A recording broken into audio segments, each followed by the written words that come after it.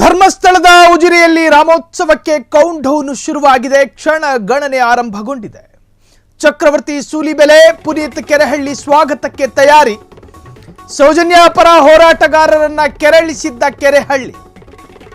ಚಕ್ರವರ್ತಿ ಸೂಲಿಬೆಲೆ, ಪುನೀತ್ ಕೆರೆಹಳ್ಳಿ ಸ್ವಾಗತಕ್ಕೆ ಅದ್ಧೂರಿ ತಯಾರಿಯನ್ನ ಮಾಡಿಕೊಳ್ಳಲಾಗ್ತಾ ಇದೆ. ಮುಗ್ದಿಲ್ಲ. ಸೌಜನ್ಯ ಪರ ಹೋರಾಟಗಾರರನ್ನ ಕೆರಳಿಸಿದ್ದ ಕೆರೆಹಳ್ಳಿ. ಮಹೇಶ್ ಶೆಟ್ಟಿ ತಿಮರೋಡಿಗೆ ಸವಾಲೊಡ್ಡಿದ್ದ ಕೆರೆಹಳ್ಳಿ. ಉಜಿರೆಗೆ ಬರ್ತೀನೆಂದು ಸವಾಲ್ ಹಾಕಿದ್ದ ಕೆರೆಹಳ್ಳಿ. ಇಬ್ಬರ ವಯಸ್ಸನ್ನ ತಾಳೆ ಹಾಕಿ ನೋಡಿದಾಗ ತಿಮರೋಡಿಗೆ ಪುನೀತ್ ಕೆರೆಹಳ್ಳಿಯ ತಂದೆಯ ವಯಸ್ಸಾಗಿರಬಹುದು.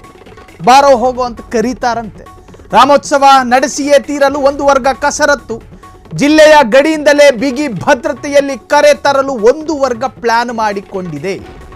ಮುಂಜಾಗ್ರತಾ ಕ್ರಮವಾಗಿ ಗಡಿಯಲ್ಲಿ ಬಿಗಿ ಪೊಲೀಸ್ ಭದ್ರತೆಯನ್ನ ಏರ್ಪಡಿಸಲಾಗಿದೆ. ಧರ್ಮಸ್ಥಳದ ಉಜಿರೆಯಲ್ಲಿ ರಾಮೋತ್ಸವಕ್ಕೆ ಕೌಂಟ್ ಡೌನ್ ಶುರುವಾಗಿದೆ. ಪ್ರತಿಷ್ಠೆಯ ಕಣಾಯಿತ ಕಾರ್ಯಕ್ರಮಗಳು.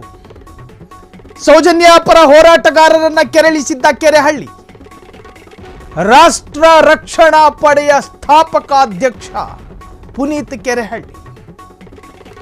ಮರ್ಡರ್ ಪ್ರಕರಣವೂ ಸೇರಿ ಸಾಕಷ್ಟು ಪ್ರಕರಣ ಅವರ ವಿರುದ್ಧ ದಾಖಲಾಗಿದೆ. ಮಧ್ಯಾಹ್ನ ಒಂದು ವಿವಾದವಾದರೆ ರಾತ್ರಿ ಒಂದು ವಿವಾದ. ಪುನೀತ್ ಕೆರೆಹಳ್ಳಿ ವಿಚಾರಕ್ಕೆ ಬಂದು ಮಾತನಾಡೋದಾದ್ರೆ ಮಧ್ಯಾಹ್ನ ಒಂದು ವಿವಾದದಲ್ಲಿ ಚರ್ಚೆಯಾದರೆ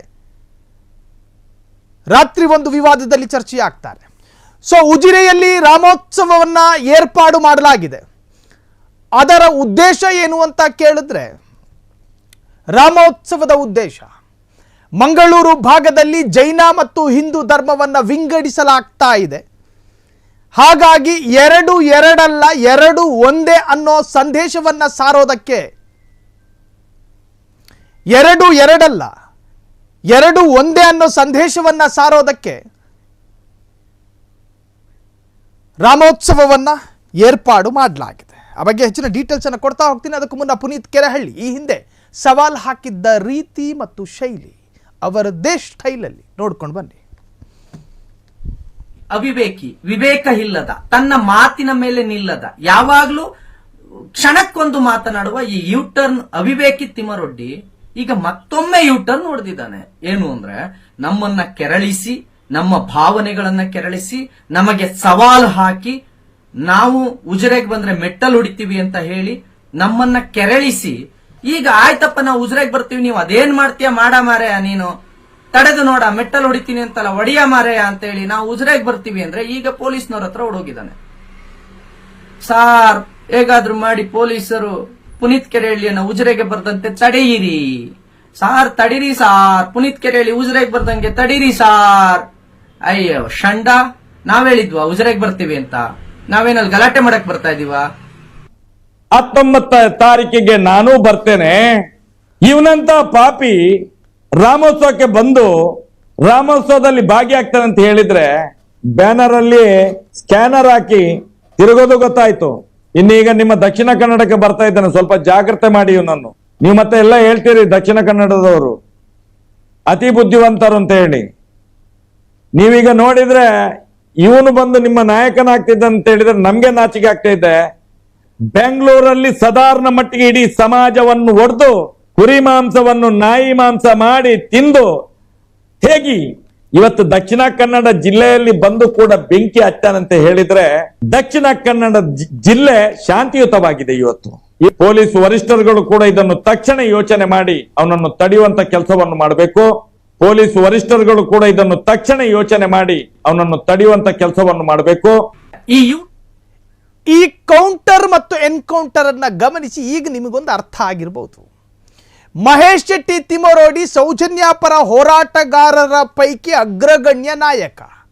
ಇನ್ನು ಪುನೀತ್ ಕೆರೆಹಳ್ಳಿ ರಾಷ್ಟ್ರ ರಕ್ಷಣಾ ಪಡೆ ಎನ್ನುವಂಥ ಕಟ್ಟರ್ ಹಿಂದುತ್ವವಾದಿ ಸಂಘಟನೆಯ ಸ್ಥಾಪಕ ಅಧ್ಯಕ್ಷ. ಸೌಜನ್ಯ ಪರ ಹೋರಾಟಗಾರರನ್ನ ಕೆರಳಿಸಿದ್ರು ಅಂತ ಹೇಳಿ ಸೌಜನ್ಯ ಪರ ಹೋರಾಟಗಾರರು ಆರೋಪ ಮಾಡ್ತಾರೆ. ಪುನೀತ್ ಕೆರೆಹಳ್ಳಿ ಮಹೇಶ್ ಶೆಟ್ಟಿ ತಿಮರೋಡಿಯ ವಿಚಾರವಾಗಿ ಏಕವಚನ ಮಾತನಾಡಿದ್ರು ಅಂತ. ಇನ್ನು ಪುನೀತ್ ಕೆರೆಹಳ್ಳಿಯ ವಿಭಾಗ ಮಹೇಶ್ ಶೆಟ್ಟಿ ತಿಮರೋಡಿ ಅವರು ಚಕ್ರವರ್ತಿ ಸೂಲಿಬೆಲೆಯ ವಿರುದ್ಧ ಇಲ್ಲ ಸಲ್ಲದ ಏಕವಚನವಾಗಿ ವಾಚಾಮಗೋಚರವಾಗಿ ಅವರನ್ನು ನಿಂದಿಸಿದ್ರು ಎನ್ನುವಂಥ ಆರೋಪವನ್ನು ಪುನೀತ್ ಕೆರೆಹಳ್ಳಿ ಹಾಕ್ತಾರೆ.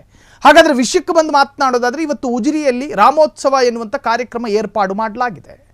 ಅದು ಒಂದು ಸಂಘಟನೆ, ವಿಶ್ವ ಹಿಂದೂ ಪರಿಷತ್ ಸಂಘಟನೆಯ ಸಹಯೋಗದಿಂದ ಆ ಕಾರ್ಯಕ್ರಮ ಆಯೋಜನೆಗೊಂಡಿದೆಯಾ ಇನ್ನೂ ಖಚಿತವಿಲ್ಲ. ಒಂದು ಹಿಂದೂ ಸಂಘಟನೆ ಆಯೋಜನೆ ಮಾಡಿದೆ, ಅದಕ್ಕೆ ಅದರದೇ ಆದಂಥ ಉದ್ದೇಶಗಳಿರ್ತವೆ. ಆದರೆ ಸೌಜನ್ಯಾಪರ ಹೋರಾಟಕ್ಕೆ ನಿಲ್ಲದೇ ಇರತಕ್ಕಂತಹ ವ್ಯಕ್ತಿತ್ವಗಳೆಲ್ಲರೂ ಉಜಿರೆಗೆ ಬಂದು ಅಹಿತಕರ ಘಟನೆಗೆ ಕಾರಣ ಆಗಬಾರದು ಎನ್ನುವಂತಹ ಕನ್ಸರ್ನನ್ನು ಇಟ್ಟುಕೊಂಡ್ರ ಸೌಜನ್ಯಾಪರ ಹೋರಾಟಗಾರರು. ಅದರಲ್ಲಿ ಮಹೇಶ್ ಶೆಟ್ಟಿ ತಿಮರೋಡಿಯ ನಾಯಕತ್ವದಲ್ಲಿ ಒಂದಷ್ಟು ಜನ ಅಲ್ಲಿ ಬಂದು ನಿಂತುಕೊಂಡಿದ್ದಾರೆ ಎನ್ನುವಂತಹ ಮಾಹಿತಿ ಇದೆ. ಪುನೀತ್ ಕೆರೆಹಳ್ಳಿ ಮತ್ತು ಚಕ್ರವರ್ತಿ ಸೂಲಿಬೆಲೆ ಆ ಕಾರ್ಯಕ್ರಮಕ್ಕೆ ಇನ್ನೂ ಕೂಡ ತಲುಪಿಲ್ಲ.